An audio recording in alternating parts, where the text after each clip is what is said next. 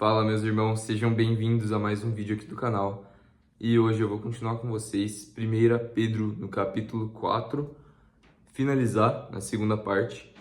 Aí, posteriormente, só vai ser um vídeo para fazer o capítulo 5, que é mais curto, e aí já acaba essa epístola. E eu já tenho aqui no canal, tá? Numa playlist das epístolas dos apóstolos. Já tenho 2 Pedro 2 e 1 João. E aí, em breve, daqui a algumas semanas, eu inicio o Tiago com vocês, tá bom? Porque antes eu gostaria de falar Isaías, de continuar Jó, enfim, tô bem animado. Tem que falar algumas coisas sobre Mateus 26, 27, talvez até o final de Mateus com vocês, porque até hoje eu nunca fiz um estudo falando da parte final ali da crucificação, né? Que é importante. Então acho que é isso que eu vou fazer. E aí, quando der uma desafogada assim nos temas, aí eu inicio o Thiago, tá? Então, para quem assistiu o último vídeo, que eu não sei se é o último que tá no canal, mas enfim, que eu falei sobre nutrição, eu abordei diversos aspectos gerais, tá? Para explicar para vocês, para a igreja do Criador, para quem assistir, como ser mais saudável, se alimentar melhor e nutrir o seu corpo, né? Então, assim, eu vou planejar um próximo vídeo no qual, para fazer ele, eu vou anotar aqui, porque tem diversas informações que eu preciso revisar. Então, eu vou só dar um exemplo antes de começar o vídeo aqui, tá? Então, tem que falar sobre o potássio com vocês, né? Que a banana, por exemplo, e a água de coco e as carnes, carne vermelha, é rica em potássio. E a importância do potássio para fazer o equilíbrio dos sais, equilíbrio iônico ali no seu corpo. E tem diversos aspectos que eu gostaria de falar com vocês sobre os nutrientes do ovo e mais a fundo os nutrientes da carne, de alguns legumes, das frutas, tá? Então, por causa disso, dessas especificidades, eu vou deixar para outro vídeo. Aí eu quero falar com vocês por cima também, sendo bem direto ao ponto, sobre água, a qualidade da água e sobre o sal, né? Então, dando uma palhinha para vocês, o sal, ele é vilanizado. Eu me lembro desde que eu era criança que ele era ensinado assim como se fosse uma coisa negativa e você tem que tomar cuidado com o sal. E obviamente, mesmo um sal de qualidade, você não pode abusar. Só que qual que é a questão, né? O sal que faz mal é o cloreto de sódio, né? Que é um sal industrializado, o qual eles pegam o sal integral, retiram todos os nutrientes, o que tem que fazer diversos processos químicos para isso acontecer na indústria. E no meio disso, quando você vai retirando os nutrientes, eles ainda têm que colocar coisas químicas ali para fazer essas reações, até sobrar apenas o cloro com o sódio ali, né? O cloreto de sódio. Isso faz um mal pra caramba, porque ele não te nutre e ele te desidrata, porque não faz o equilíbrio com potássio, magnésio e os outros minerais que existem no sal integral. Então, o sal integral ele tem diversos nutrientes e o seu corpo consegue fazer o equilíbrio iônico e se nutrir. Já esse cloreto de sódio, ele te deixa inchado por causa do sódio, sem o potássio, deixa toda a pessoa retida, né, retendo água, inchada, faz mal pra caramba pra saúde da pessoa. E então, assim, basicamente é isso que eu posso falar sobre o sal nesse vídeo, mas no próximo vídeo eu tento explicar melhor. E por isso que ele era tão valorizado antigamente, né?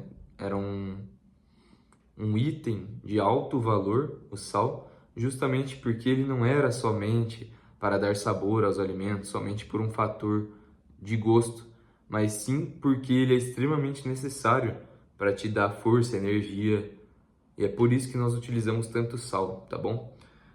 Então, meus irmãos, isso daí eu deixo para outro vídeo que eu vou fazer, porque além da palavra do Criador, eu quero poder auxiliar vocês com algumas verdades desse mundo e sobre saúde, sobre geopolítica, né? Porque, querendo ou não, a gente está nesse mundo e é o mundo que Deus fez e nem tudo se resume à palavra, né? A palavra é o quê? O nosso guia, o manual da vida, é aquilo que nós lemos todos os dias, nos alimentamos, só que existem informações além da palavra que enfim, são importantes também, né? Mas então, continuando aqui, eu parei no versículo 12, tá? Então, para que em tudo Deus seja glorificado, por Jesus Cristo, a quem pertence a glória e poder para todos sempre. Amém. Foi aqui que eu parei. Continuando. Amados, não estranheis a ardente prova que vem sobre vós para vos tentar, como se coisa estranha vos acontecesse. Mas alegrai-vos no fato de serdes participantes das aflições de Cristo, para que também na revelação da sua glória vos regozijeis e alegreis. Ou seja, com ele padecemos para que com ele sejamos glorificados, né? Que é o que Paulo diz.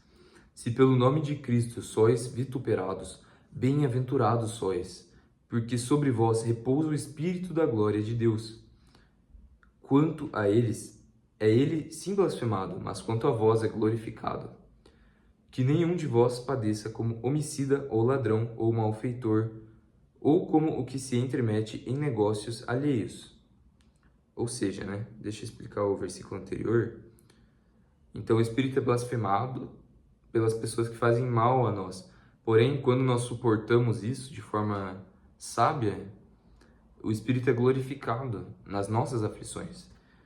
E por que ele diz para não padecer como homicida, ladrão, né? E quem faz mal para os outros? Porque se você faz mal para os outros, você vai receber coisas ruins na sua vida. Isso é natural que aconteça, faz parte do mundo espiritual. Então ele está dizendo aqui que se for para você padecer, que você padeça pela verdade, pela justiça, né? É como o irmão Rômulo fez um vídeo uma vez sobre a tristeza do mundo. Essa tristeza do mundo, ela não é boa, mas a tristeza que é segundo a reta justiça do Criador, pelas mentiras, pelas maldades e injustiças que ocorrem nesse mundo, apesar de você não poder se deixar consumir por isso, é uma coisa que faz parte. Então ele está dizendo aqui, não padeçam por fazerem coisas más, né? Mas, se alguém sofre como cristão, não se envergonhe, antes glorifique a Deus nesta parte, porque já é tempo que comece o julgamento pela casa de Deus. E se primeiro começa por nós, qual será o fim daqueles que são desobedientes ao Evangelho de Deus? Então isso é o que eu falei já em outro vídeo, né? Que o julgamento começa pela casa do Criador, ou seja, a sua igreja padece aflições e já é como se fosse nós estivéssemos pagando pelos nossos pecados já nessa terra. É óbvio que o Messias já pagou, você não precisa ficar se martirizando, ficar doente, porque ele já levou todos os pecados, todas as enfermidades, inclusive, tá? Na cruz. Tá escrito isso em Isaías. Então, assim, em outras partes que eu não me lembro. Então, o que isso significa? Que nós somos, de certa forma, meio que julgados já nessa terra, padecemos as aflições, só que depois vai ser só glória, só vida, tá? Mas muitas pessoas, muitos ímpios, por exemplo, como Davi diz, como Salomão diz, eles têm sucesso, eles têm status, muitos ímpios que têm uma chamada prosperidade material nessa terra, muitas vezes eles pagam nessa vida, mas muitas vezes não. Muitas vezes eles meio que passam a vida inteira fazendo mal para milhões de pessoas, né, quem está no topo lá, e morrem. E eles só vão pagar pelo que eles fizeram no juízo, quando eles pagarem segundo as suas obras no Hades, e depois forem lançados no lago de fogo, que é a morte eterna, a segunda morte. Ou seja, não vão ficar sendo torturados para toda a eternidade, isso não é bíblico, tá? Quando você faz a análise escriturística, a exegese, olha nos originais, você entende que o que é eterno é a vergonha, é a condenação, mas não eles vão ser punidos eternamente, não, porque é cada um segundo as suas obras, tá? Mas o vídeo não é sobre tormento eterno ou não eterno, então eu não vou aprofundar nisso. E se o justo apenas se salva, onde aparecerá o ímpio e o pecador? Portanto, também os que padecem segundo a vontade de Deus encomendam-lhe as suas almas ao fiel Criador, fazendo o bem. Então, o que ele está dizendo? Que há uma diferença entre nós, tá? E nós padecemos muitas vezes, é por causa do mundo espiritual também, porque meio que os demônios, os anjos caídos, eles odeiam a gente. Eles não têm a salvação, eles serão condenados. Então, naturalmente, eles têm uma raiva da humanidade como um todo, mas principalmente de quem crê, de quem é salvo, eles odeiam mais ainda, porque eles odeiam que você seja salvo. Então, por mais que nós sejamos protegidos pelos anjos do Criador e por Deus, é natural que você passe por batalhas espirituais, por dificuldades e tribulações. E nisso Deus nos prova, Deus nos faz mais fortes e maiores. Só que é fato que nós passamos por aflições nessa vida, né? Então ele está dizendo aqui, o apóstolo, que isso é para que se faça diferença também entre o ímpio e o pecador e nós. Por quê? Depois que você se torna cristão, um dos fatores que faz você ter certeza da vida eterna de Cristo é as batalhas espirituais. Porque, vamos supor, se você entrega a sua vida a Jesus e nada muda, então você não tem comprovação. Mas todos nós, né, que entregamos de verdade a vida a Jesus, eu tenho exemplo de um amigo meu que fez isso esses tempos. É impressionante como as pessoas se afastam, mais ainda como você fica isolado, sozinho. Então é um mundo espiritual. Os demônios que estão nas pessoas não querem estar perto da luz. É muito simples. Então, isso só vai entender quem já é salvo, quem é remido, quem já nasceu de novo. Então isso é natural.